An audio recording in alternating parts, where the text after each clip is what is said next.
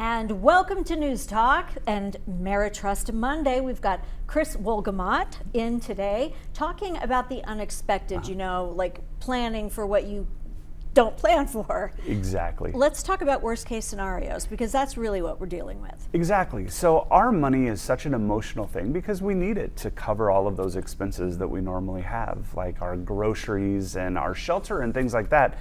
And when life throws us curveballs, when the unexpected happens, it really sends us into a lot of turmoil. So we're here to talk today a little bit about how to plan for those unexpected events and why that's so important to do. Absolutely. And a lot of people are still reeling from 2020. Yes. So hopefully they've started working on the first point that you want to discuss, which is the emergency fund. That's right. So the emergency fund is such a great thing to fall back on in case life happens, because we all need that cash to take care of those items that come up on a regular basis. So if you don't have an emergency fund, it's a really good time to get started on that. Maybe put about $25 or $30 a paycheck if you can into a savings account.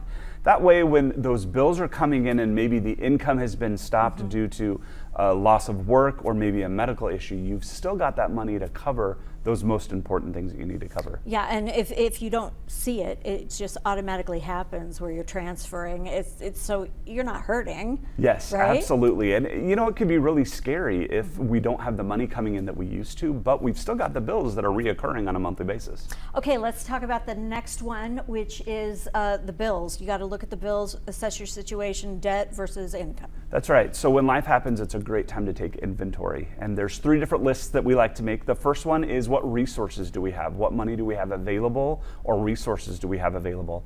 The second are the expenses that are going to be coming in on a regular basis. What can we plan for in the next month or 2 months that we really need to take care of and prioritize? The third one is, what are the debts that we have out there right now? When do we need to pay them, and can we call and make arrangements if we don't have the money to take care of those? Usually depends on the interest rate, right? How you prioritize. It can be interest rate, but it can also be like a vehicle would be a little bit more important to take care of than a credit card or something like that. So you have to prioritize and make sure you're paying the right things first. All right. Can you still ask the credit card companies to lower the interest rate they charge you? Yeah, you still can, and some credit card companies will work, especially if you have a situation where life has happened. Usually a lot of them are really easy to talk to, and it's a good idea to reach out to them before you know that a payment's due, so they can take care of some situations for you. Same thing with your mortgage, right? Absolutely. Communication is key. Thanks so much for being here, Chris. I appreciate it.